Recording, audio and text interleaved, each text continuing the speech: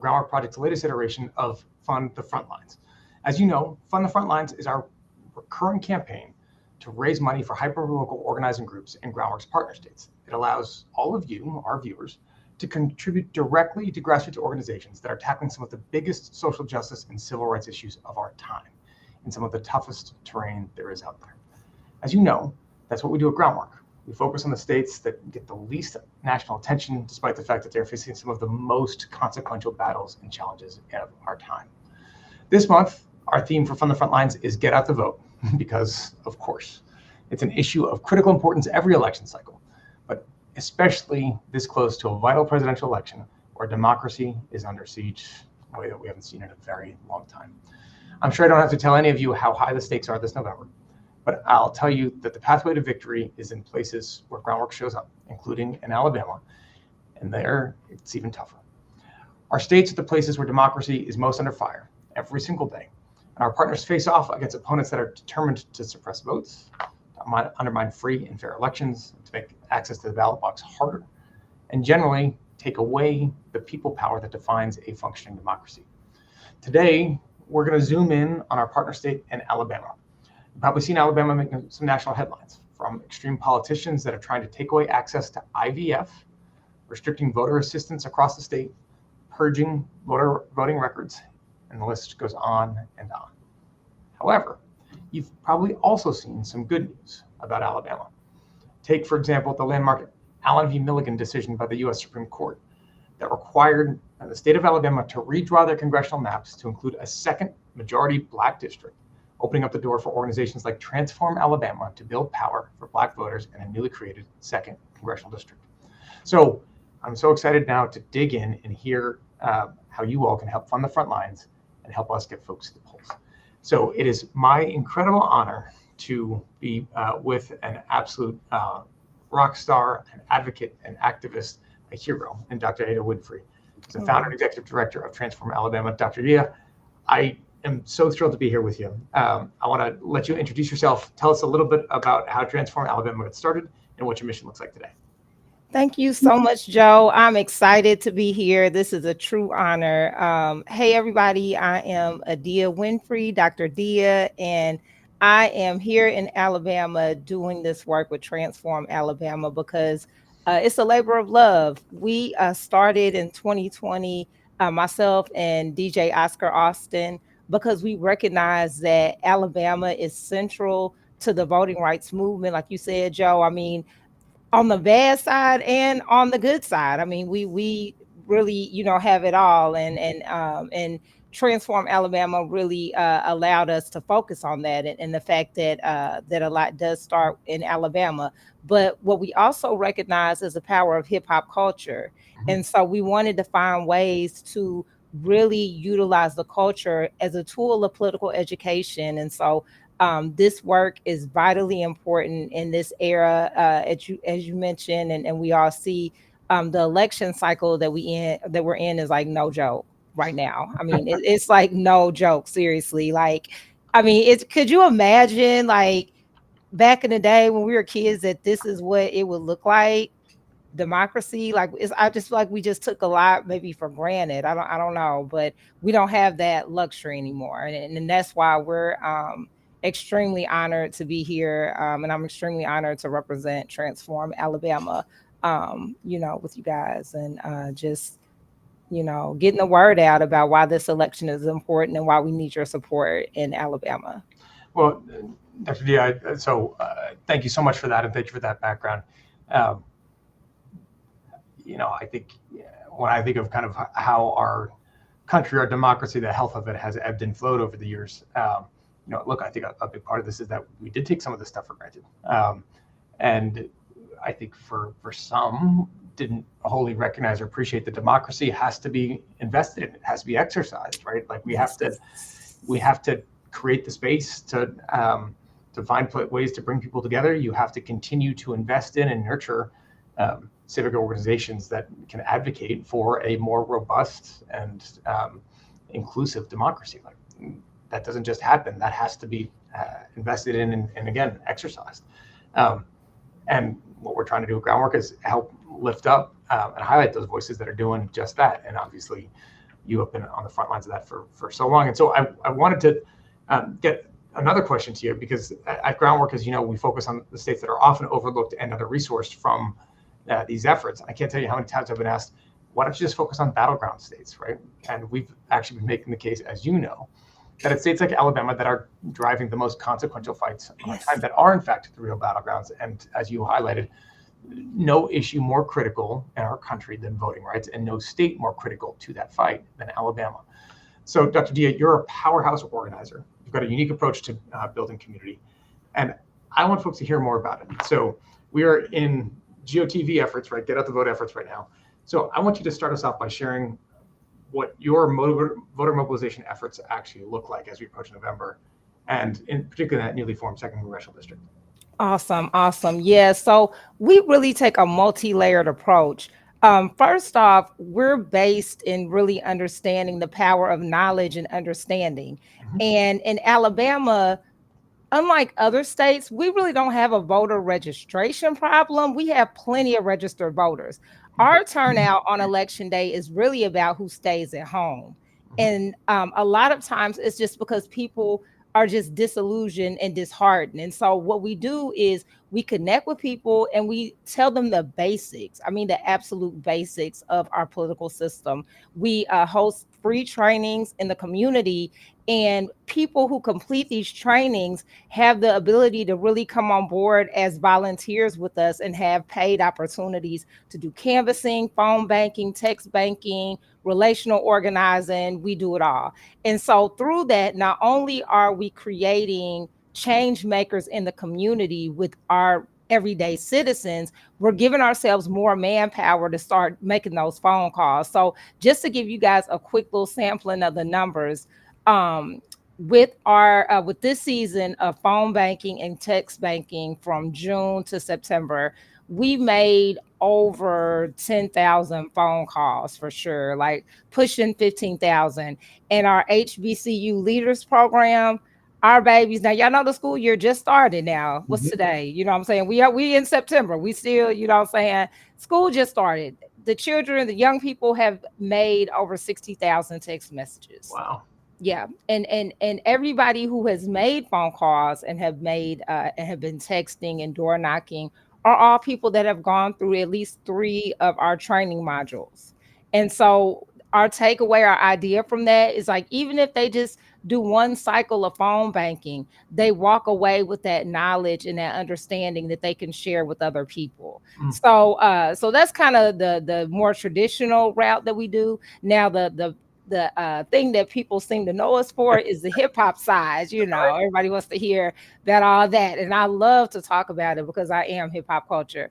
And so what we do with hip hop is interesting because typically when the conversation comes up about hip hop is because people want to mobilize young people. But what we have to remember is in 2023, hip hop culture celebrated 50 years. So that fact in and of itself lets you know the hip hop culture is intergenerational. And so that really gives us the We're getting older, Dr. Dia. We're getting older. Folks are getting older, right? Getting older. We are. Look, I gotta say we gotta put ourselves in all. And yeah, I mean, I don't know where the years go, but they go. Yep. And so like we got grandparents, so we'll have a party. We had a backyard barbecue at one of our volunteers' house, and the grandmother and granddaughter organized the party. Awesome. When I tell you over 100 people showed up, the parents, the grandparents, the children, in some cases, the great grandchildren, all came out, partied. We had a DJ. We have hot dogs and hamburgers. We pulled the ice cream man pulled up because he's one of our organizers. And the big draw for the event was the fact that we had information about voter rights restoration. And when people found that out, they were pulling up just to get the information about voting rights restoration and to find out if the crime that they had been convicted of was included on the moral turpitude list. And what we found that was just amazing at this event, it was an event that we held on June 29th. What we found is a lot of people that had been incarcerated and came home because of their offense, they never lost their right to vote. Some of them hadn't voted in years because they thought, or they were told because you went to prison or you have a felony, you'll never vote again. When we checked their status, they still were registered. They never had lost their right to vote.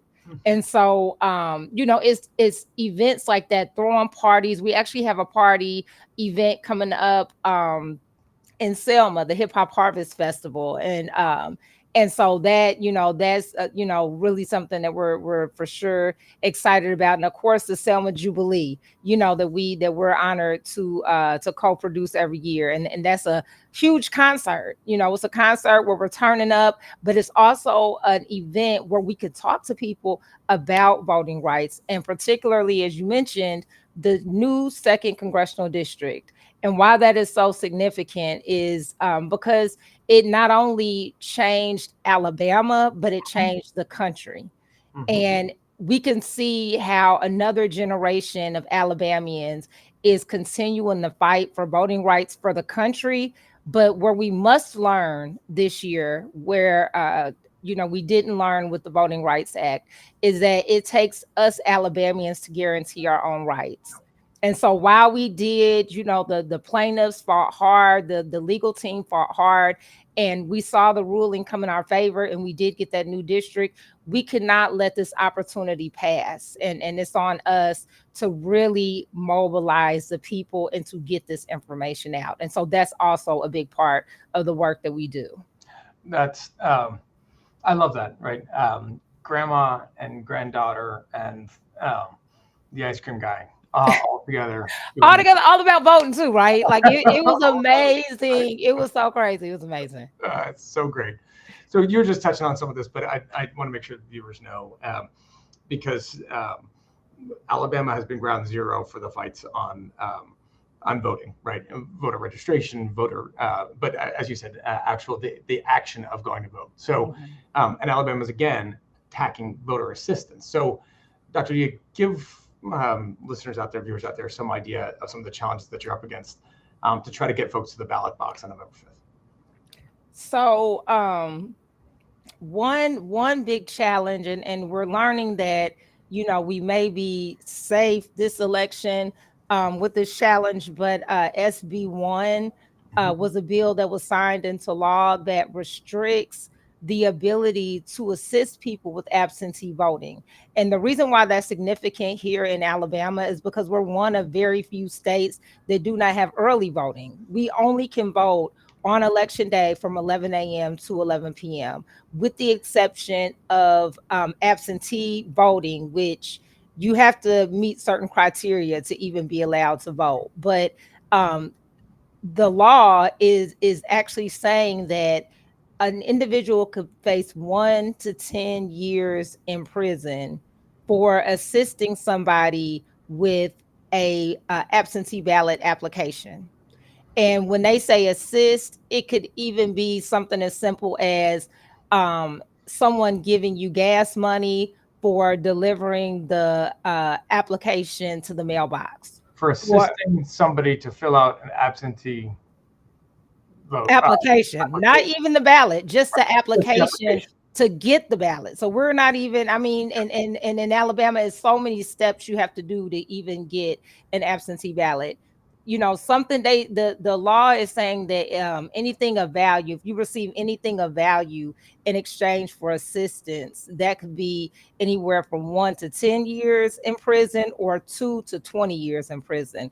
And we recognize that part of that is just a fear tactic, to scare people and confuse people. But at the same time, in Alabama and the Secretary of State and Attorney General that we've recognized where they have targeted individuals, if they seem to lean progressive or not be Republicans. And so people are scared about it. But the thing is, because the law was passed so close to election day, it's not taken effect this election, so they say, but it still has aroused a lot of fear within the community and has really made the individuals who are already vulnerable that much more vulnerable. We think about older people, we think about people with disabilities.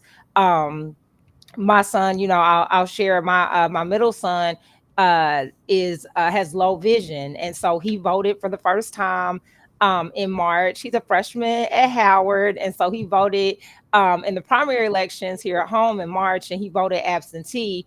And he knew about SB1, and he was just thinking like, mom, like what you're doing now, helping me, because the print is very small, and he need help, understanding, what it said.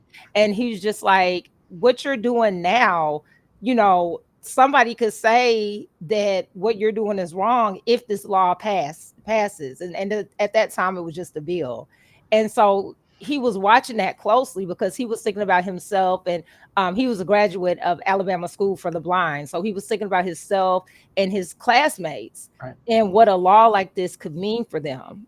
And no accommodation for folks that have struggle with physical differences or whatever else, to say, hey, if I am vision impaired, having somebody read the names or read the application so that we can fill it out, like no exception. No exceptions. And that's the level of suppression we're dealing with in Alabama. That's the level of suppression. And Doctor, I mean, obviously that story alone highlights the extraordinary work that you're doing and the forces that you're up against. For folks that don't know, you came to groundwork by way of our organizing network, yes, which is where we support hyperlocal organizers that are doing extraordinary work year round. In other words, as you well know, and as you just highlighted, that these challenges, the work doesn't stop after Election Day, right? It doesn't end the first Wednesday after the first Tuesday after the first Monday in November, right? Like, it goes on. So, well, yes, right now everybody's focused on GOTV, the Get Out the Vote efforts, right? But that's one small piece of the work that you do. So Doctor, give folks some insight into the year-round approach to power building that is needed and necessary and that you employ. Yes, awesome. And I just had that convo last night with our community team. I reminded them we're getting ready for November the 5th, guys, but don't think that it's done. We're just getting warmed up. We just had that talk.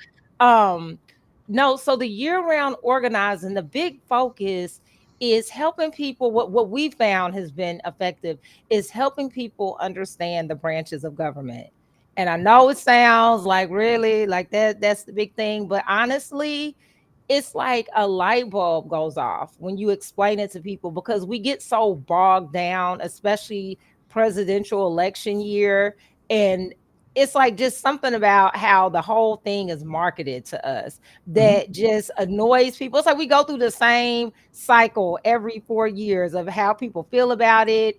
Everybody's commentary and hot takes about why our political system is terrible, but what is always missed is the nuts and bolts of how it works. And when you understand how it works, you're better able to wield your power, if you will, or even, direct your energy and your focus and your complaint. You know what I mean? Like we all see things that we want changed and we want to happen differently, but you want to make sure you're directing your argument to the right branch of government. And so, that's what we do. And it's hilarious when we bring our folks in through the training. And the first session that we do, so it's a 3-part program called Project Heat. And HEAT stands for Heal, Elevate, and Empower. And I'm sorry, heal, elevate, and transform. And so when everybody comes together, we do a pre-test. And it's like, how many branches of government are there? What are the branches? It's like basic questions so we can get a baseline.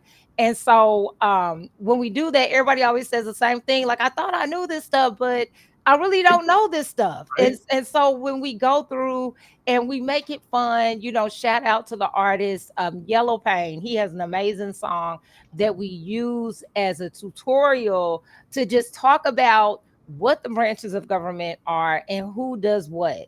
And that goes a long way. And so that really is at the heart of a lot of our work. The other thing that we do just all year round is we don't so much focus on voter registration. Like I said, we have a lot of registered voters already in Alabama. It's more so the turnout. What we go out and do is just encourage people to understand what the branches do and identify what you kind of want to put your emphasis on. So that may happen at an event that we do, whether it's a backyard barbecue or the Jubilee in Selma. The next one is coming up in March 2025, March 6th through the 9th. Whether that's just like popping up at one of the colleges, at Talladega College or Tuskegee, and doing an event. But we get that information out all the time.